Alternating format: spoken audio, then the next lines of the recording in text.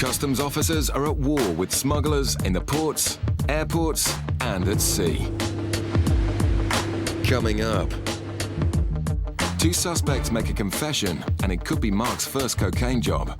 Is there anything I need to know about you? Well, we was a bit naughty in Trinidad. Oh, were you? The rest of the team are all going, this is it, this is a job. The confessions continue from cannabis smugglers at sea. And as they stepped aboard, he turned around to them and said, oh, right, well, OK, the game's up, there's 6 tons on board. But it's nothing but lies from cigarette smugglers in Bristol. Have you ever been stopped by customs before?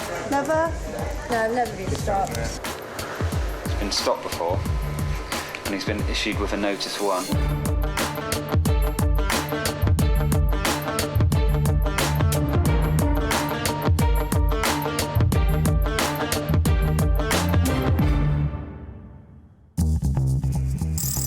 In Gatwick's South Terminal, sniffer dog Badger is examining baggage arriving from the Caribbean. Customs dogs are possibly the most powerful tool in the fight against drugs, and all have their own skills. Badger is known as a cocaine specialist. He gives a clear indication on this black suitcase. The case is put back on the carousel and kept under surveillance.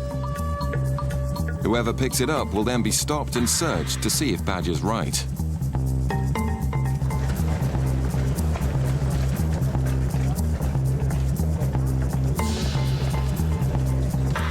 A passenger collects the suspect bag and then attempts to pass through the controls.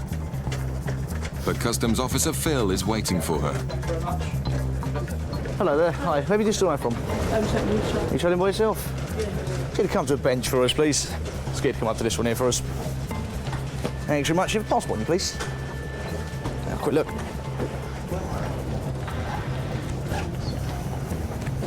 Right, are these all your bags here? Did you pack them all yourself? And do you know what's inside all of them? No, I've got them clothes. Just clothes? Have you been forced or threatened to bring anything into the UK? And do you understand the controlled drugs, firearms, they're illegal to bring into the UK? Let's have a quick look.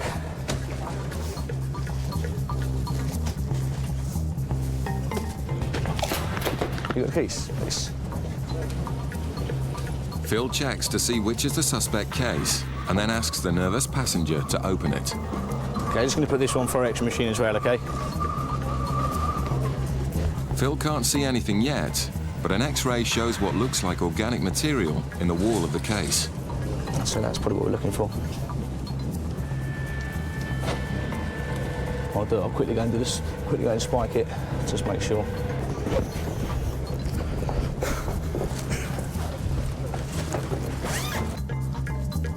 Phil finds a white powder, which he tests to see if it is cocaine. Just see.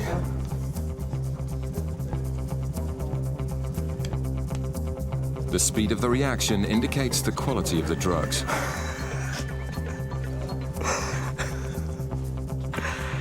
It's actually not reacting. It's gone now, look. It's sort of. It's obviously not very good quality. That's what we were hoping for, but a bit quicker and a bit more. The purity is low, but Badger's legendary nose for cocaine has sniffed out another smuggler.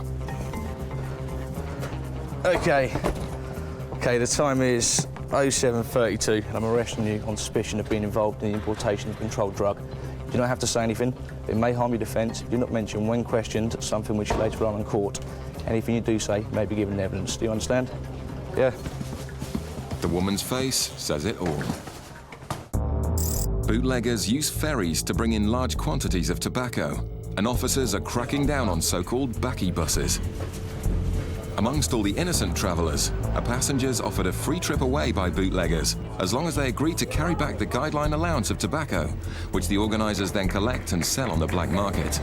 Did either of you purchase or obtain anything while you were away? I just got 100 cedis. 100? Yeah. Yeah, and what And about I got you? some tobacco. Yeah, how much have you got? 20.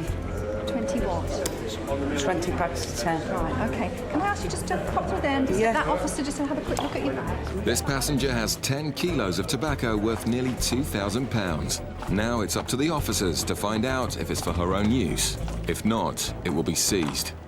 In Bristol, dozens of flights a day arrive from outside the EU. Officers target these flights to make sure no one brings in more than their allowance of 200 cigarettes to sell on the UK's black market. Usually bags are X-rayed to catch the bootleggers in the act, but today a passenger hurrying through the customs channel alerts Jane, who pulls him in for a chat in the search bay. Have you got any cigarettes? No. None at all? No? Can you just get that one up on the bench and I'll just have a quick look in it, please? Well, I won't walk away now, just take it. You have got cigarettes? Yes. What? Can you just get that up there? The initial lie didn't work, and it's closely followed by another. It's only that one I've got. Right, OK. But Jane's having none of it. Can you get the other case just up on that bench and open it up for me? Both bags are full of Turkish cigarettes, and the passenger is full of lies. Have you got any in your hand luggage? Yeah, all right. Take it, Yeah. Well, you are, yeah. We're not under arrest, so... No. No, What? come walk away. Well, we'll do you some paperwork. You are obviously over the allowance, so they are going to be obviously seen. it's not against the law to do it. Well, what I'm going to do is do you some paperwork. The goods will be seized and destroyed, and if he's had goods seized before, he may face a fine or a prison sentence. In Portsmouth, Nikki's now questioning the ferry passenger carrying 10 kilos of tobacco to work out if she may be carrying it for someone else. How many times have you been on previously? I was here last month. Last month? No, sorry, September. Okay. The 2nd. Right, and how many times have you travelled on the Bilbao this year? About 3. About 3 times? Yeah. Okay, have you been stopped by customs before? No. No. A few simple checks tells Nikki that this passenger is also telling lies. She normally brings in 3 kilos and a full quantity of cigarettes as well. Then done that, but that was back then. Just see if she's been jobbed before. So as well. She's a well-stocked customer. Lying to a customs officer isn't a good idea, especially if you want to keep your tobacco. But Nikki suspects she's carrying it as part of an organised backy bus. Some of these are for some of your family? Yeah. Okay. And how much money have they given you towards their contribution towards the goods? They haven't really given me anything because I'll give them gifts, you know, for Christmas. Right, OK, so you don't expect to receive any payment of any sort for these goods? How much did they cost you? £340. £340 for all of it? Yeah. Right, OK. It turns out the woman's travelling on a coach known to customs as one of their regular backy buses. The passenger is offered an interview, but she decides to give up. Yeah. OK, you're not under arrest. I'll leave the stuff. Have you got the passport? Because there's other people waiting to go home, you know what I mean? OK, so you don't want... Do you want me to detain the goods or do you just want to abandon them? Just abandon them. Just abandon them? Passport, yeah. OK, so you don't want to stay for interview and you do not want me to detain your goods? I need to get home. My father needs me, and there's people waiting on the coach. OK, so you just want to leave your goods and walk away? Yeah. OK. Knowing that organisers of backy buses tell their carriers to abandon their goods in case they give too much away in interview, convinces Nikki she's done the right thing. But the woman insists she's done nothing wrong. It's over. We're not doing no drugs or nothing, you know what I mean? You should be looking after worse You know, I'm not a criminal, but you should be looking more to criminals, shouldn't they? Thank There's you. your passports back. She has been stopped by customs before, even though she claims that she hadn't. I was not happy in my own mind to let her proceed with the goods unless I knew they were for her own personal use, and on this occasion, I don't believe they were. Back in Bristol, Jane's waiting for the results of background checks on the man caught with 11,000 Turkish cigarettes. Have you ever been stopped by customs before? Never? No, I've never been stopped. So if I check the records now, I'm not... No. The checks reveal this to be yet another lie. Just a record to see if he's had anything seized from him before, or if she's had anything seized from him before. Don't think he has, but he's been stopped before, and he's been issued with a notice 1. He said to me initially, I said, have you got cigarettes? He went, no. I said, well, I'm going to look in your bags. And he said, oh, they're full. right. And he said that he knows. OK. Fair enough. So I'll just get rid of him, I think. The man has been stopped before, but it's his first seizure, so escapes a fine. Although he's lost the cigarettes, which will be added to the billions taken off the black market by customs each year. You could tell that this was for resale because of all the different brands, yeah. And there was no luggage. No. And they were both trying to race through without getting eye contact with anyone. And that was why I went after him. because I think he was trying to get out quite quickly. Meanwhile, the woman in Gatwick's South Terminal won't be leaving just yet. Right, just leave that there. You just come around here. You go and take a seat on the far side, please. OK, do you understand why you've been arrested? No. OK, we found what we believe to be a controlled drug in your bag. She's keeping quiet. Not surprising, as there's around 1 kilo of pure cocaine in her suitcase. So it's all the way around the bag. You can feel it as well, how thick it is. Good job. The woman's taken to the custody cells for questioning. If found guilty, she could be facing a long prison sentence.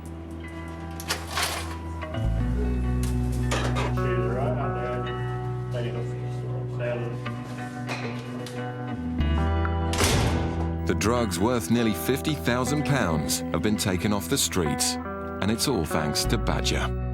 There's always that time between the indication when they actually find it. Sometimes it can be up to sort of quarter of an hour before they actually give you the thumbs up there's something there. That's a bit of a worrying time. But with that indication, more or less knew there was something there straight away. The UK's airports are where customs make most Class A seizures. Today in Gatwick, officers are waiting for targets suspected of bringing in cocaine from Trinidad. The two women could be the first cocaine job ever for new officer Mark. Nervous because the rest of the team are all going, this is it, this is a job. They've definitely got it. So I'm nervous. Really trying not to be. 2 drug couriers carrying 3 kilos of cocaine were found on this flight yesterday. These 2 women were meant to be on that flight, and their highly excitable behaviour is raising suspicions further. Thank you. Okay, has anybody asked you to bring anything back for them? Not this time. Not this time? Nah, not this time. We were too naughty to do it this time. Okay, right. Is it back to work then on Monday? No, children, we're housewives. Yeah, got a lot of small housewives to do. Cooking and cleaning. Obviously, just flying out somewhere very nice and... Tuesday was horrible. Oh, was it? Yeah, it was so rough and rude. And then dogs are treated like rats. And we could be kidnapped. We had to be escorted everywhere we rented. Right. Okay. So this could sound a silly question, but so obviously the tickets for getting out there and staying out there could be quite expensive. How did you pay for your tickets? Somebody provided us them. Oh right, that was nice of them. Who was that then? Was that Tony? That was nice of him. Why did he do that? He's got quite a lot of money, to be honest with you. Their behaviour and their story convince Mark that he's about to get his first cocaine seizure, but the first swab shows no trace. Completely clear. Chris joins Mark to dig a little deeper. Hello. Christopher. Oh. Oh, really? Right, now, do you need a hand? Yeah, would you like to spit my one? Actually, if you've just taken the words out of my mouth. Or do you want me to or if you want to pop for this you? through, just... Yeah, well, it was just... Oh, yes. Oh, how exciting. Not as exciting as it sounds. I'd like an X-ray while I'm here. Well, we could actually arrange that if you wish, but not just yet. We'll cross that. We'll cross that bridge in a minute. Okay, that looks about done. Okay, I'll take this one away. Yeah, don't worry, we'll get that sorted. Can I come with you? That is obviously... There's something not quite right there. Yeah. The fact is it's not opening and closing properly, which to me is a bit suspicious. Feels a little bit heavy at the bottom here. I'll just have a quick look. Where are you taking him, Michael? I'm sure he'll be as gentle as he can.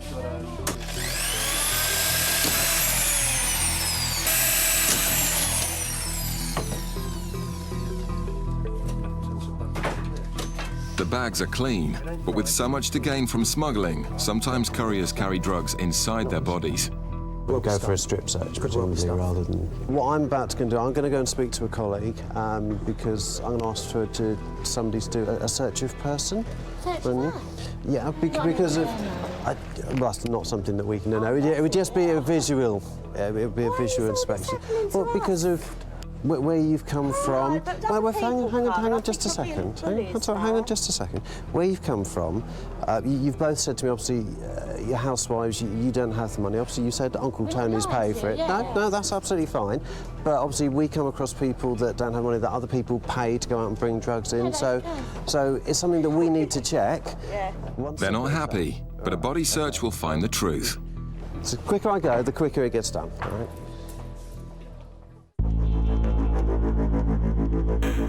Officers aboard the cutters protect our coastline against drug smugglers, who are a constant but invisible threat.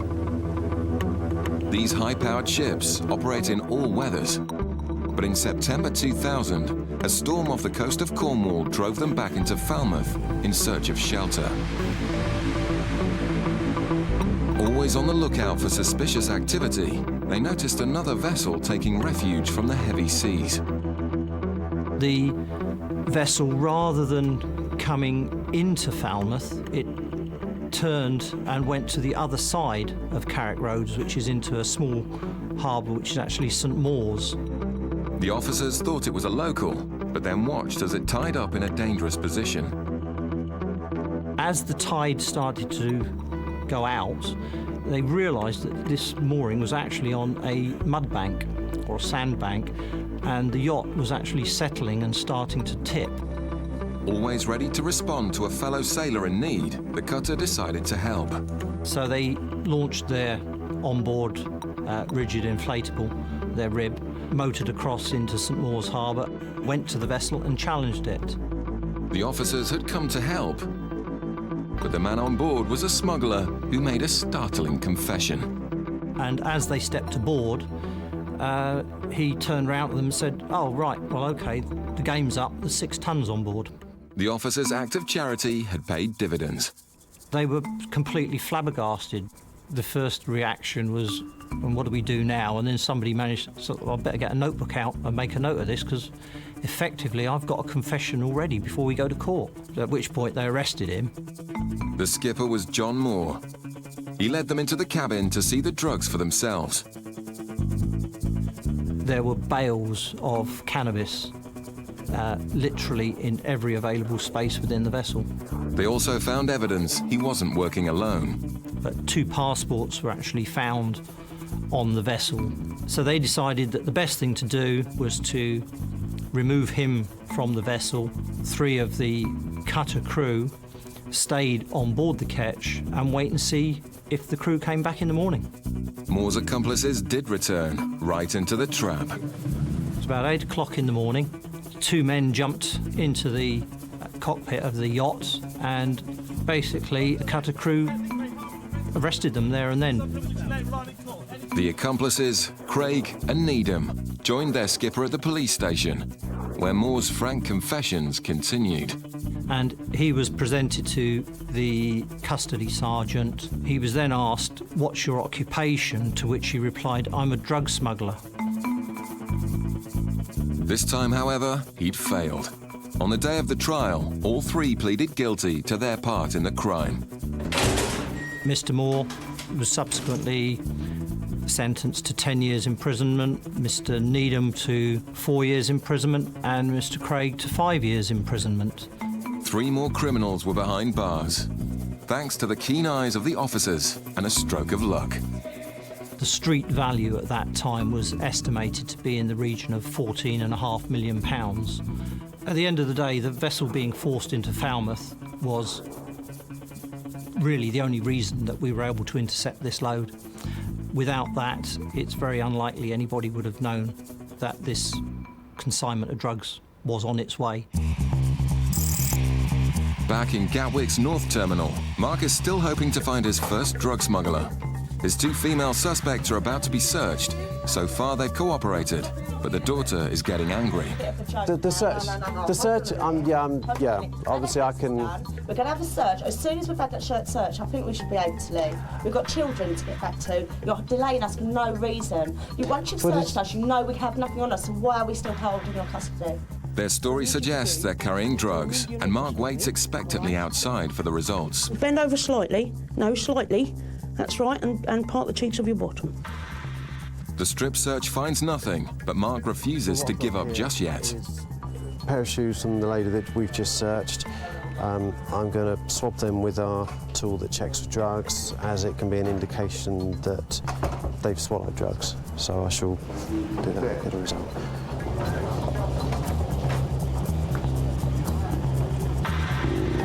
A small indication. The indication means Mark wants to do a body scan. 0.5, something to think about. With these indications, keen to go for an X-ray, which the mum has already sort of informally said she's happy to do. What about the daughter in terms of X-ray? Do you think she'll be happy to do that? She's not happy to be here at the moment. You don't think they're going to stay? You're going to have to look at arresting them? Worried about the daughter's reaction to the X-ray, they decide to arrest them. I'm arresting you on suspicion of being involved with the importation of a controlled drug.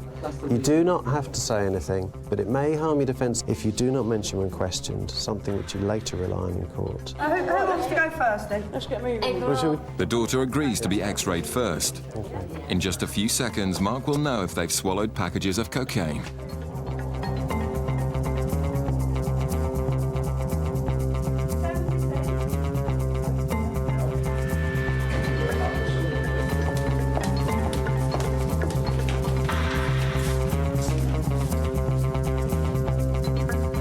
We ain't swallowed nothing, believe you me. Right. Against the odds, both scans are clear. And Mark admits that this won't be his first Class A drug bust. 7:58, you're unarrested. Thank you very much. Mark and the ladies part as friends. And you're glad we weren't smugglers, aren't you? Yes and no. Why no? Because I haven't had my first... Catch of the day. Exactly. Well, I'm still fairly new at this, and I haven't had my first successful job yet. Not that I'm wishing you particularly were a drug smuggler, but, you know... And we do understand drugs is very bad in England, and we would not contribute to bringing in drugs. Because my husband died of a heroin overdose, my brother died of a heroin overdose, so I do understand drugs do not need to be in this country. I've got 4 children who I don't want on drugs, you know what I mean? So I'm anti-drugs, and I understand why you have to do this, you know what I mean? And all good on them, all good on them, yeah. Customs officers are at war with smugglers in ports, airports, and at sea. Coming up.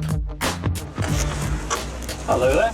Customs officers pay a visit to an illegal cigarette dealer. Right, basically, we've had information that you may be selling cigarettes from the premises, OK? I'd like to just pop in and have a chat with you about it, if that's all right. Yeah. OK. In Portsmouth, a suspect gets angry when his new car is dismantled. And officers find a suspicious substance in a suitcase in Gatwick. There it is. So, good result. Let's go, Nathan.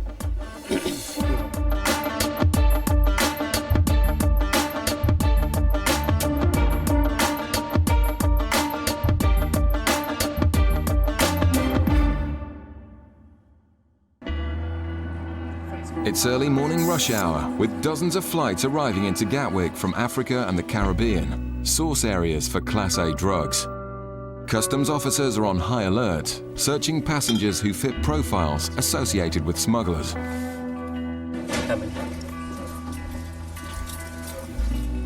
Okay, I've just x-rayed a passenger's bag and you can see there's clearly 2 rectangular shapes there, so I'm just going to cut the bag open and have a further inspection of what those shapes are. The passenger told immigration he has no money, will be staying in Britain for 2 months, and a friend has agreed to pay all his expenses. It's a story Mike has heard many times before from drug couriers.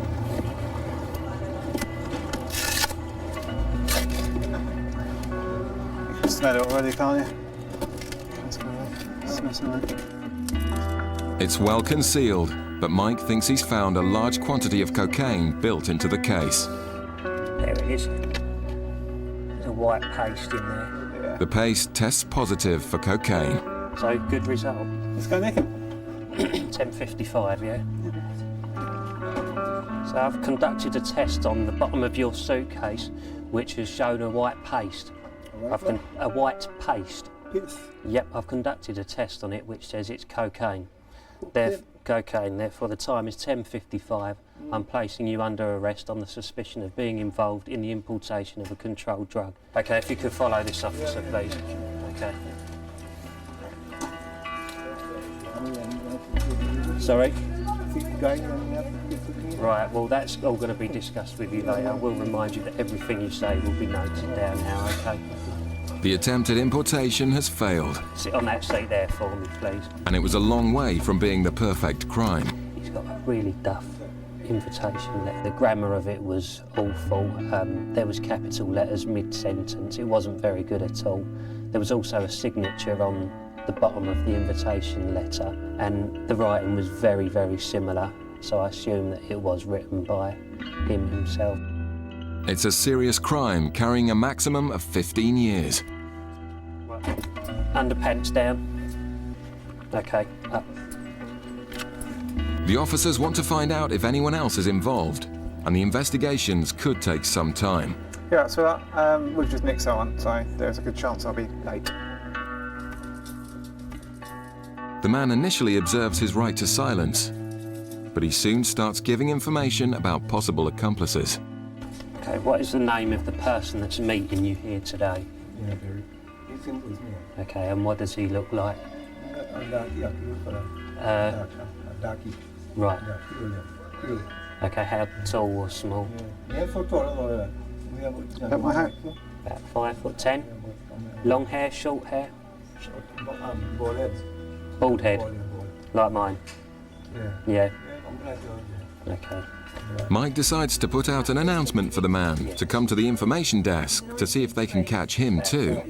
About 34. Bald head. Bald head. About 5'10". About 5'10". If he's involved, it's unlikely he'll fall for the trap, but it's worth a try. In Portsmouth, officers are hunting a possible target vehicle picked out by the intelligence hub. Unfortunately, it's a bit difficult to actually say whether it's going to be cocaine or heroin or cannabis. What tends to flag more than a specific type of commodity is criminality or suspicion.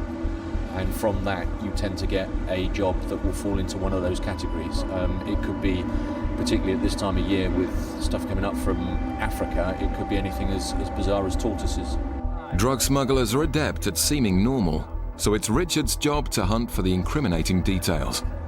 You mentioned about the car, so can you tell me what the situation is with the car, please? I'm not sure. Right. I might keep the car here and I might take it back, I don't know. So you bought it when you were in Libya? Yes, I did. It's your own car. Okay, how long have you been, where do you normally live, please? England. In England, so how long have you been away for? 2 weeks. 2 months. And that's your return ticket there, is it? Can I just have a quick look at that, please? Well, this is a one-way ticket. Yeah. No, this is the ticket you obviously got for this trip. Yeah. Okay, when did you book the ticket, the trip, return trip back? How long ago did you book it? Did you book it when you got to Le Havre today? I did, yes. Okay, and what's been the purpose of your 2 months away? I went for Ramadan month. Yes. The fast month to Libya. Okay. And then I waited for the car and basically I waited for the car to be ready, then I came in the car. The long trip and one-way ticket are both reasons to investigate further. And the suspiciously clean interior also makes Richard think the car may have something to hide. In Tripoli, you flew over there. Let's walk the car. It's not a new car, second-hand car, admittedly bought from a dealer, he says. It's a second-hand car? That's what he says. It's got the shrink wrap on it. And that's what he says. He said it's not a brand new car, but he said he has bought it from a dealer. So I think it's worth it because he's just polished the car in Tripoli, which is not something that we normally get here, is it? So I think it's worth looking at. Richard must now tell the man his new car is going to be searched in the specialist rummage bay. We've got a ramp here, we're going to put on the ramp just so we can look over it a bit more thoroughly than we could do here. We have a waiting room that you can sit in there if you wish to keep warm. Yep. Just to let you know what the situation is. Okay. We'll obviously deal with How long this. is this going to take? Hopefully, as soon as we can. It's not going to take a long time. Can I just put my clothes Absolutely. back in first? Absolutely. Yeah. And, so, do you want me to take the car out while I do this, or...? No, you put The driver could be annoyed because he has something to hide, but perhaps he's just nervous about having his new car pulled apart.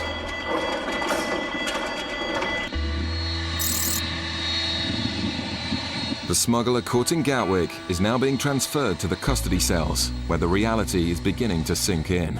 You just stand in front of that desk for me. Hello there. Is there anybody that you want telling, a friend or family that may be meeting you or worried where you are?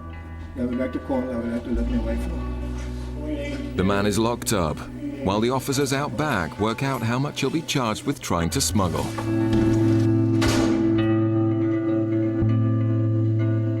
As you saw on the X-ray, there was 2 of these. From what we've got here, we've estimated that the total amount of cocaine could be 2 kilos, which has a street value of about £100,000. And in the terminal, the person meeting him has answered the announcement and has been arrested.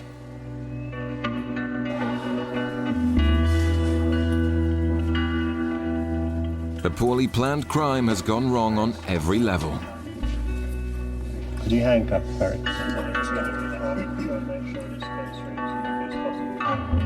We've gone to the information desk in the North Terminal, where we've put out a call for the person meeting the courier today, and a gentleman has come forward and said that he was here to meet him. We've subsequently arrested him, and he's been brought here today to the custody suite, and also the driver of the vehicle that was also here to meet him, he has also been brought here, the taxi driver. All 3 are under arrest and placed in cells for questioning. It's now up to the investigation team to find out who was responsible and ensure a successful prosecution. It's another important seizure, but with all the suspects claiming to know nothing about the cocaine, it could take some time to work out who's guilty. After a long wait for a technical officer to arrive, the driver of the suspect Libyan vehicle is getting annoyed. You can see the car. Yeah, can you just give me an idea how long it's going to take, please? Well, I really can't give you 15 minutes, half an hour, 2 hours, what? I mean, I would suggest, if we don't find anything, probably half an hour, 45 minutes if we don't find anything. The car is suspiciously clean, having just driven 2,000 miles from Africa. This is the problem with the vehicle, it looks too clean. The inside's totally clean. They need to examine every possible space to ensure it's not being used for smuggling. And we're trying to be as reasonable with you and as polite as we can. I'll tell you what, the Brits come in and out of Libya. Yes. But not a single person gets these treatment. And hopefully I'll try to explain to you as reasonable as I can as to why we're doing it for. We will look after the car. The officers are expert mechanics, but this man is clearly very protective of his new car. Do I look like a drug dealer? Do I? Hey? I'm not a good enough person to really recognise a drug dealer straight away. You've been doing the job long enough. I mean, surely you should know, shouldn't you? Not everyone that smuggles is obvious to us. The whole search takes nearly 2 hours and finds nothing. And the long wait has allowed the angry driver to calm down. Your car has been looked at. They haven't reduced it to component nuts and bolts or anything like They haven't, have they? Honestly, please assure me honestly, they haven't. So you'll have the car back in a couple of minutes and then put your bags in and we'll let you out the back gates. Okay, you'll be away on your way. All right. Okay, thanks for your... I'm sorry if I was a bit abrasive, just Don't worry, part of the daily grind we have to put. Nobody likes the car being put on the rack. You ever wrecked my car, have you? You are more than welcome to obviously check it over. That was there before we got here, though. It's not so much the delay, it's just the actual... I have no idea what has been taken out of the car and what has been put back in the car. I don't know. It's quite upsetting. Still to come. In Bristol, the usual officers have been joined by the National Strike Force to carry out house searches on people suspected of dealing illegal cigarettes. All the intelligence has come from anonymous tip-offs on the Customs confidential hotline. I've got, I think it's 19 packages from Tobacco NIU, hopefully to execute today. For officers entering suspects' homes, it can be dangerous. I've been in a situation before where the whole street was sort of come out and had to go, and you don't want to hang around. No, once you're on the ground. If you don't like it, you're out. So. It may seem heavy-handed for selling a few cigarettes, but the black market costs the Treasury £2 billion a year. We're going to this lady in Bristol. Information's been received that she could be selling cigarettes at her home address. Started selling cigarettes in the past 2 weeks and have been dealing Lambert and Butler. But you've also got to be very mindful with this that a lot of this could be malicious as well, so it could just be a stitch up. Many tip-offs are found to be false, so the officers initially go in without a warrant. And that means negotiating permission to search the house. Hello there, this is not. Hello, I'm from Revenue and Customs. Right, basically we've had information that you may be selling cigarettes from the premises, okay? I'd like to just pop in and have a chat with you about it, if that's alright? Yeah. Okay. Think what we simple. I pop us all of that. I'm in trouble. Luckily, the woman confesses and lets them in. Basically, what have you been doing? Your son's brought cigarettes back from holiday. You've been basically selling cigarettes. And all the evidence the officers need is sitting on the dining room table. We need to do a search of the house, if that's okay. Yeah, there's a few in the front there, which is around. And that's all it is. Right, okay. Do you want that? Made me feel like a terrible thief. I feel like a terrible thief. And she's obviously a bit nervous. She knows that she's done something wrong. She's got a kitty set up downstairs with all her facts. There's a big suitcase here that shows that somebody travelled to Palma in Spain on the 9th of October. Whether that was her or her son. It's a very big case, very typical of a cigarette smuggler's case. Is that your big suitcase up there, the big half-sided one in the spare room? Well, we all use it, you know. Right. You All are right. committing an offence by selling these cigarettes, okay? So the goods will be seized from you. And with perfect timing, a customer turns up to find the shop closed indefinitely. And the guy just come to the premises and looked at his shop. Oh, right. What, somebody's just come and gone? Looks like we've just had a buyer that's just... The black market is clearly booming in Bristol. In Gatwick, the Customs Intelligence Hub has given officers information that a drug swallower is coming in from the Caribbean. A girl being questioned at immigration seems suspicious enough for Customs to do a drug swab, which gives a massive hit for cocaine. Morning, madam. Drug swallowers are often forced into the crime and told nothing of the dangers and the possible lethal consequences of a burst package. She said that she actually came in with someone named Peter. She met him on the beach and he's got all her money, £400, and he's already gone through. So it doesn't look too good, you know.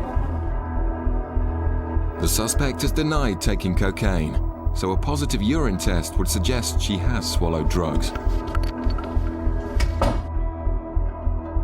There's no line by the THC, so she's positive for cannabis. There's no line by the COC, so she's positive for cocaine as well, which would indicate to us that she has cocaine in her system. The woman will now be arrested and x-rayed for packages. Showing up positive for cocaine. Yeah, okay. But to the officer's frustration, she's now claiming to have used drugs. Just for bartending, I have taken cocaine. She has taken it. Right, okay. She had taken, yeah? She has taken it. Why didn't she tell me earlier when I put you? She was worried. Right, okay. But the officers aren't convinced. So we just want to be sure you haven't got any internal consuming in it. They suspect she may be pregnant, and so will be taken to a private hospital to have her body scanned safely. That means waiting for another interpreter, and that means putting on the white suit. Because we've got her on suspicion of swallowing, we always put them in a white suit, because what we'd be concerned of, if she maybe started to pass packages in the cell, whether she may pick them up and harm to herself. Sometimes it might be possible that she could retry and swallow them again. We can see through the suit, that's why we need her in the white suit.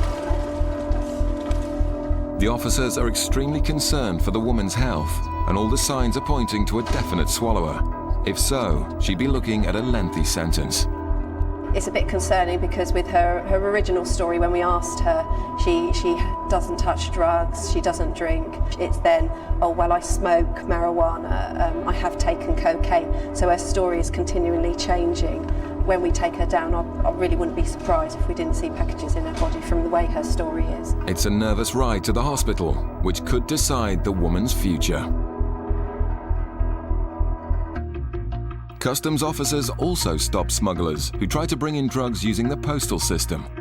In October 2002, a routine parcel exam uncovered a massive haul of drugs hidden in a shipment of doors. And I recall getting a phone call at home that there'd been a major seizure. Within it, they found holdalls.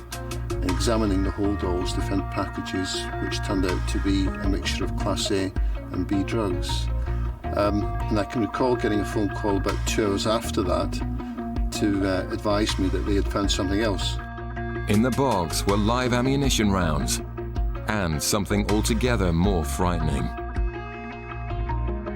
They came across another box, and you can imagine their surprise when they opened it to find a grenade. And I think everyone stepped back about half a mile.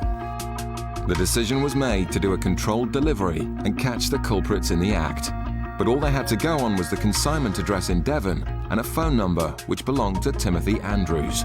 One individual in particular, Timothy Andrews, we conducted surveillance on him over that weekend. Officers tailed Andrews round the clock for 3 days. Mobile phone analysis identified Andrews' partner in crime, Andrew Griffiths. The race was now on to get the package delivered on time. The team replaced all the drugs and ammunition with props and prepared to make the delivery. The controlled delivery commenced on the Monday morning. One of our officers acted as the T&T delivery driver. He drove it down to the address, the consignment address in Ivybridge. But within the actual consignment, we had placed an audio device, in fact, a number of audio devices. The officers were hiding, waiting for the right time to strike. When it became clear that the package was been broken into and been dismantled, I decided at that point that I would call the knock. 50 armed officers stormed the building and found 2 henchmen. Andrews and Griffiths were elsewhere, but were still being followed and were arrested. They would plead not guilty. But customs investigators used mobile phone cell tracking information to tie them to the crime scene. On this occasion and on 4 previous occasions where consignments had gone to that address, that they had been in the vicinity. And that's more than coincidence. The evidence convinced the jury it was Andrews and Griffiths behind the crime. The henchmen were acquitted, and the sentences handed down to the smugglers made a happy ending for the officers. Sentences handed down by trial judge, resulted in a 40-year sentence for Griffiths and a 39-year sentence for Andrews. But they will be serving at least 15 years. Back in Bristol, Russ and Jane haven't found any more cigarettes and decide not to prosecute the woman. Instead, they want her to turn informant. But do you think we can try and get some details about her son? His name? I think we've got to if we can. Young lad, where's he picking these up for? No, I'm not getting you into trouble. Right, you don't want to tell us anything about him then? Trouble, no. Could you pass on a little message to him? He is in danger of not only losing his cigarettes but losing his vehicle, etc. So it could be quite hefty for him. So. Seizing the 9,000 cigarettes, they now want to get out before it turns ugly. We don't really have the public on our side because the locals think she's providing a service, so people aren't sympathetic to us. So sometimes once people have clocked who we are, it's better to just get the fags and get out, isn't it? In Gatwick, the suspected swallower is back with the X-rays.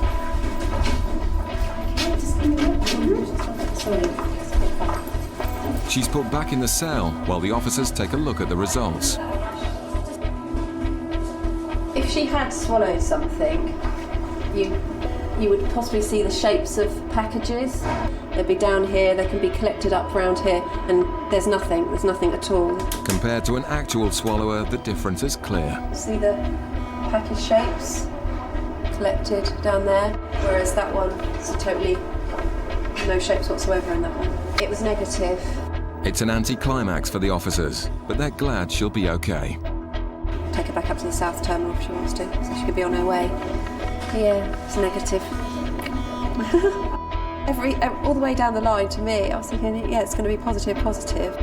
The way she was acting and the things she was saying, but sometimes it happens like that, you know. Customs officers are at war with smugglers in the ports, airports, and at sea. Coming up, officers receive a tip-off about cocaine smugglers in Bristol. You pulled me in because of my appearance. It had nothing to do with your appearance. I'm afraid I think it was. The rummage team get a shock under a truck in Dover. Yes. And I could see a person's leg, a pair of jeans or something underneath the trailer. It's a bit shocking, really. And officers board a vessel looking for cannabis in Cornwall. It could be that there are firearms on board. Officers have met their death in doing this type of work before.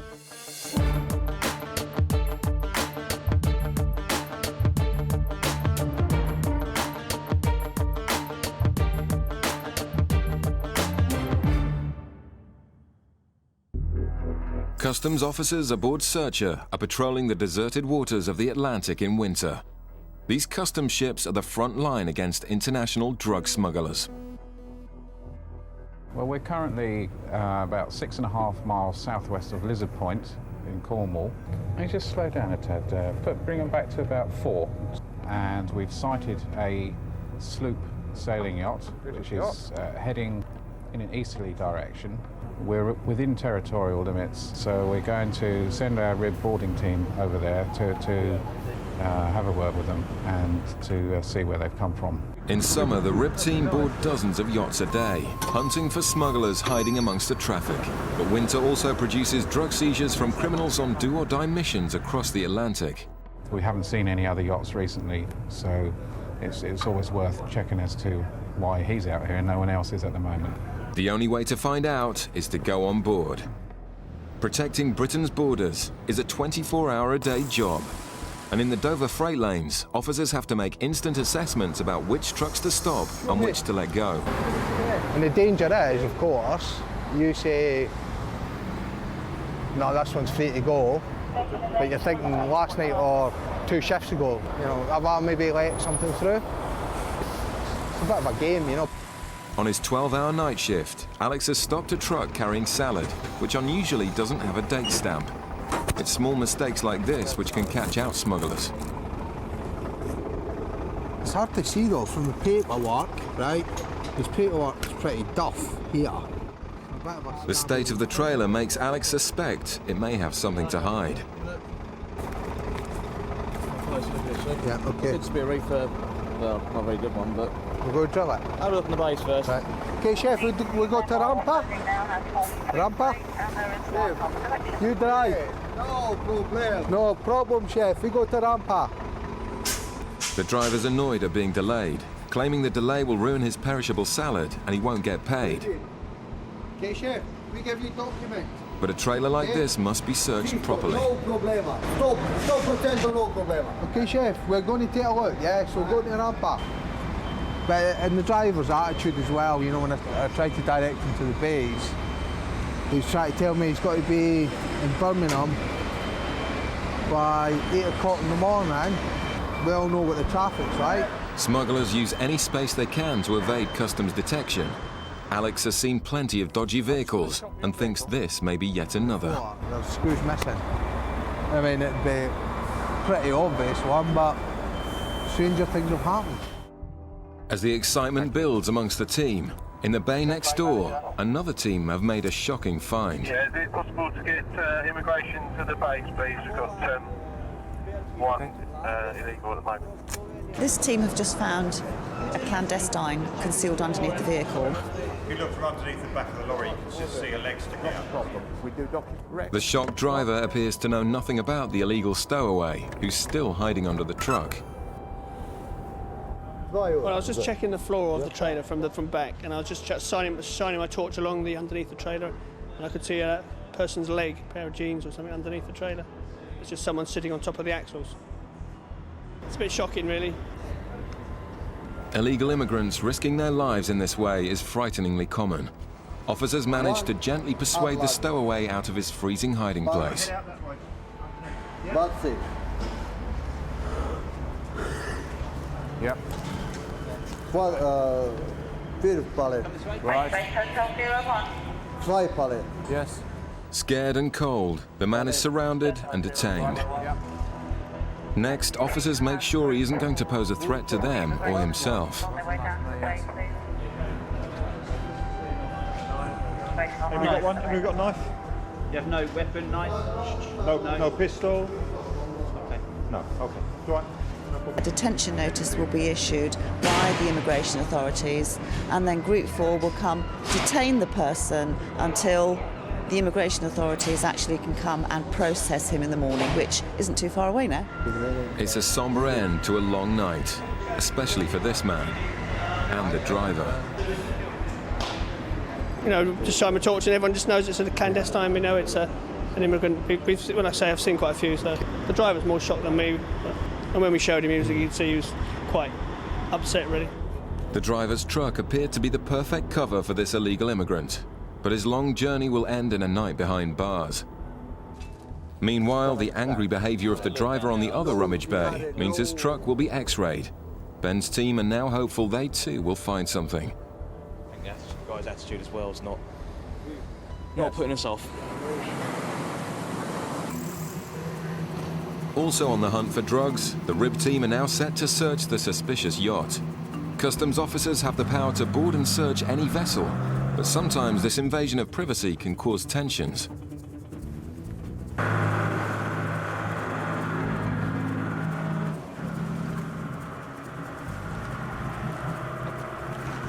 The cutter monitors the situation on board, whilst doing background checks on the yacht and its crew. It's like a nice enough couple, don't they?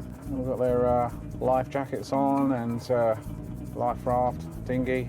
Usually people are quite helpful and friendly, and they're quite pleased to see us and chat to us, hopefully. The sailors may look happy enough, but on board they're venting their frustrations at being boarded. This is the second time this has happened to us. Yes. Is this recently, is it? Well, no. Some years ago, but it just feels so intrusive. It took absolutely ages last time, and we had a stinking passage. Right. Arrived about 3 o'clock in the morning. Right. And some flipping customs boat with all else to do. That's it. I can believe it. At that time in the morning. Well, like I say, it should only take a couple of minutes. The RIB team do their best to calm the sailors, while the cutter checks for previous offences. Thank you.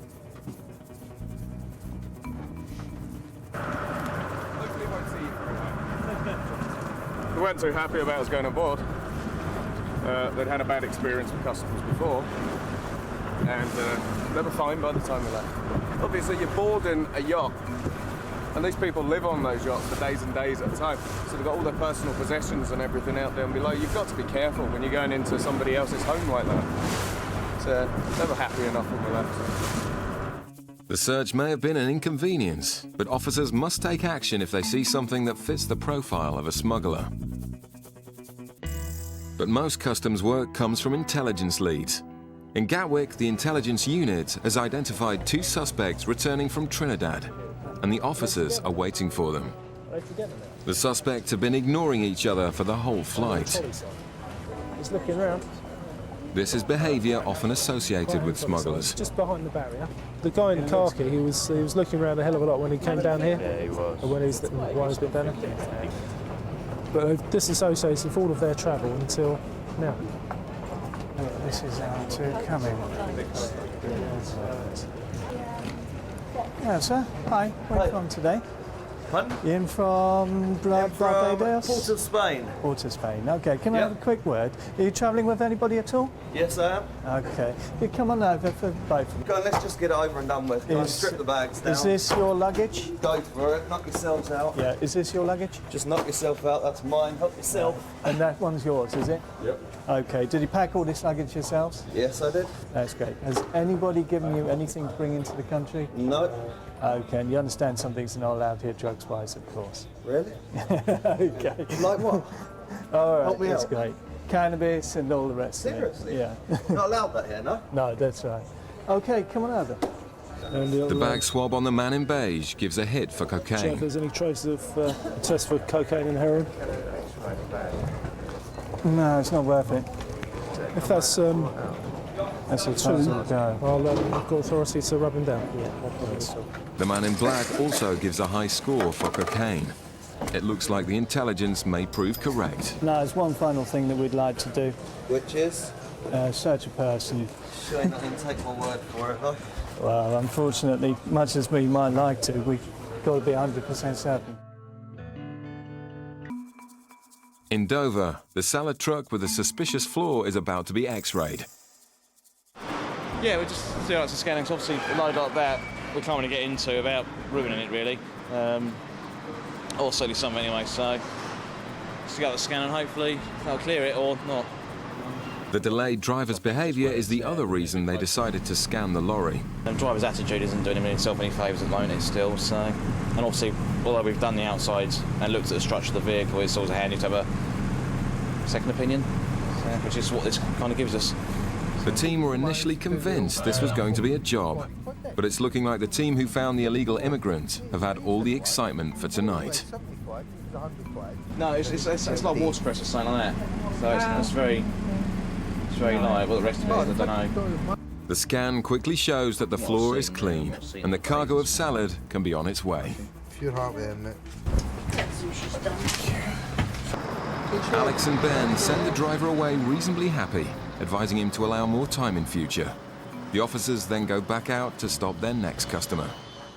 Drug smuggling through airports is big business for organised gangs. Today, Customs have a tip-off that passengers carrying cocaine will be arriving in Bristol from Amsterdam. We've already had a word with immigration. Once they've been pointed out, we've got 2 officers that are ready to do the arrest. With no idea what they look like, John's team are hoping to get a point out from immigration and will then stop and search the suspects. 30s. The lady has got an address in Holland and an address in the US, but we think they're both UK nationals. Basically, you can smuggle drugs in anything. We've had it in baby's milk powder, in tins of fruit, in tins of vegetables, meat even. They just adapt and improve their techniques, and we've got to make sure that we keep up with that and find it and keep it off the streets. It turns out the female passenger is an American national, and the answers she gives to immigration's questions are already revealing lies. The woman with the orange jacket on is sat down behind immigration, or in front of immigration. That's the woman. She's staying with him at this address, travelling alone. Super. I've got to go just in case he goes through. That's brilliant. The passengers have split up, but an immigration officer at passport control identifies the suspect and gives John and Erica a discreet nod. The tip-off was that the passengers are bringing in cocaine. The lies at passport control are suspicious, but John needs to find the evidence or they'll be free to go. Do you want me? Hello, sir. Customs. You travelling on your own today? Who are you travelling with? Well, my girlfriend, she's still the other side. She's an American citizen, so she's being held up there for a minute. Oh, right, OK. And is this all your luggage? That's hers, that's mine, and this is mine. OK. So why have you picked your girlfriends up then? Being polite. Right, OK. You just want to come through with me then? And does she live with you full-time, or is she just here on vacation? Just here visiting. OK. Have you got a ticket for your flight? The man's admission that he's travelling with his girlfriend contradicts her story at immigration, and the route they've flown sounds like an attempt to avoid customs attention. And you've come in from Amsterdam. Were you anywhere before Amsterdam? Yep, Texas, Frankfurt, and Chicago. So how long have you been out of the UK? Since Thursday. So, are you married? Yeah, I'm married. All right, when did you get married? Friday. Oh. Do you ever use any drugs? Nah. No? What about your girlfriend? No. I've done in the past, but I decided to get my act together. Do you still smoke then, or not? No, I'm troubled now. Well, you're completely clean. You must have a vice. The female passenger has been interviewed by immigration and can now be searched by customs. From Dallas to Frankfurt, Germany. Right. And then Frankfurt, Germany to Amsterdam, and then Amsterdam to here. Bristol. Right. Their flight plans match up, but the woman is very nervous. I really have to pee. Is there some point, does somebody want to go with me to the bathroom? I just gotta pee. If you're gonna watch me pee, I just gotta go. Because the woman is possibly carrying drugs, Erica must accompany her to the toilet. Okay. But it turns out to be just nerves. And John's bag search has also turned up nothing.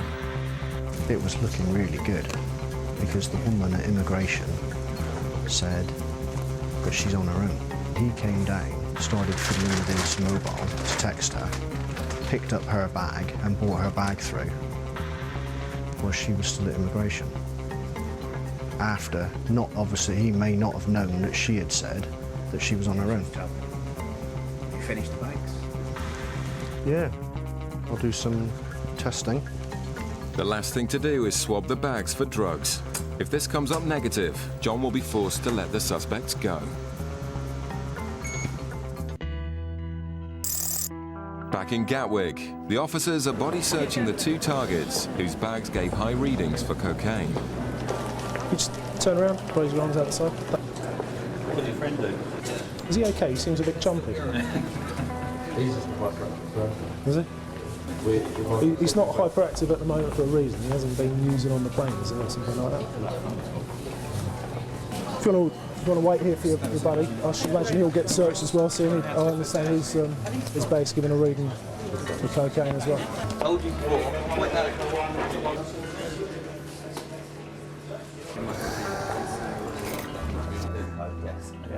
That's why he found a trace. I told him, I said the reason he found a trace in the laptop is because I was sitting there, do a bit and play on my laptop. What's he saying? He's been out for a holiday? Been out there for a holiday. He's used coke and cannabis, which is why the high traces of coke on the laptop bag. There you go. He's been well turned out whilst he was over there, and he knew that he was being stopped on the way back. Do you fancy him for an internal tour? No, I don't think so. No? Right, okay. Let's get him on the way. Yeah. Right. The intelligence that they're involved with drugs was correct, but personal use abroad isn't a matter for UK customs, and the search for smugglers will have to continue. There's a sense of anti-climax, because, I mean, you're looking for the gear and it's not there. But, you know, next time.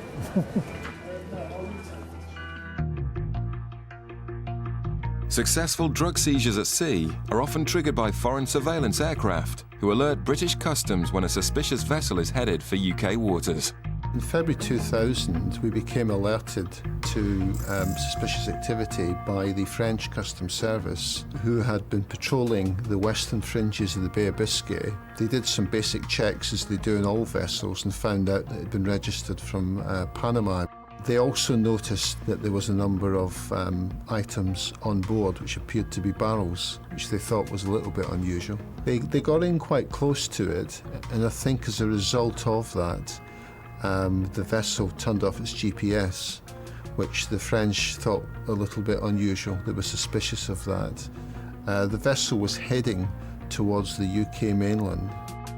Immediately, the French alerted the British cutters. We were very fortunate in that we had quite a number of cutters who were actually in South Coast ports at the time, and therefore they were immediately deployed to the coordinates that the French were constantly giving for the vessel. With no GPS, the aircraft needed to maintain constant visual contact with the vessel named the Deep Diver.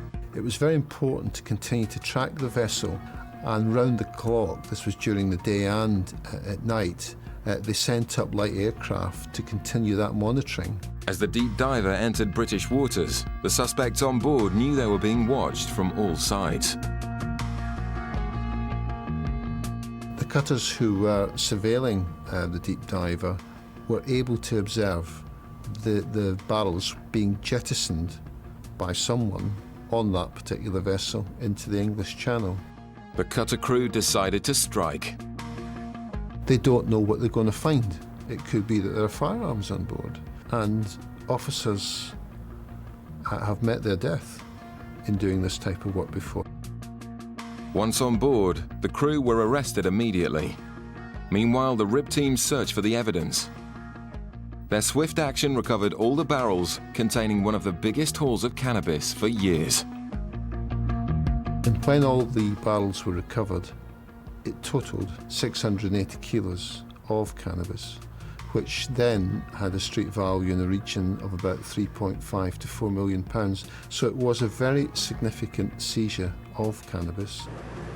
They were all eventually found guilty by jury trial, and they were sentenced to 9, 7 and 5 years. Thanks to the cutters, 3 more drug smugglers were safely behind bars. Back in Bristol, John's waiting for the result of the last drug swab on the passengers from Amsterdam. The test result proves that the anonymous tip-off claiming they were carrying drugs was false. Okay, what we'll do, we'll pack you back up. Yep.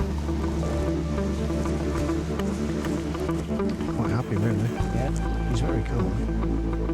I just don't understand why she would have told the immigration officer she's travelling on her own. Have they got a problem? Have they? Yeah. She's been for a long time. She's in business now. Ah, right, I see. Which would justify why they split. But he's completely clean. Shoes, bag, passport. But what began as a customs search has identified an immigration problem, and their contradictory accounts will help immigration with their inquiries. But she said she was travelling on her own at the interception point. And that absolutely up nicely for us if you don't want. She's not disclosed that. Oh, right, okay. I've just been to speak to immigration, and there's a problem with her passport in that it looks like she's doing lots of trips in and around Europe, possibly to disguise the fact that she's been staying in the UK for longer than she perhaps should be. And because she's made untruthful statements to immigration, it looks highly likely that they're going to be sending her back to the United States. The couple are given the all clear by customs, but the female passenger will be detained, which won't please her new husband. Immigration are keeping her there for the time being. They want to have a chat with her. Unfortunately, there's nothing I can do to help you with that. I mean, the thing is, I'm not. You took us because of my appearance. No, it wasn't that. No? No. I can assure you it wasn't anything to do with your appearance. Okay. All right? You can deny I mean, that. there are... Your wife has said things which are concerning immigration at the moment, and that's why they want to talk to her about it. That wasn't why you pulled us in there, was it? I pulled you in separate to your wife. You pulled me in because of my appearance. It had nothing to do with your appearance. I'm afraid I think it was. All right, but I think you're being prejudiced. Okay. I think it sucks. The man's anger gets him nowhere, and he storms off alone. She wasn't a smuggler, but the man's wife failed to convince immigration that she was a genuine tourist and was sent back to America.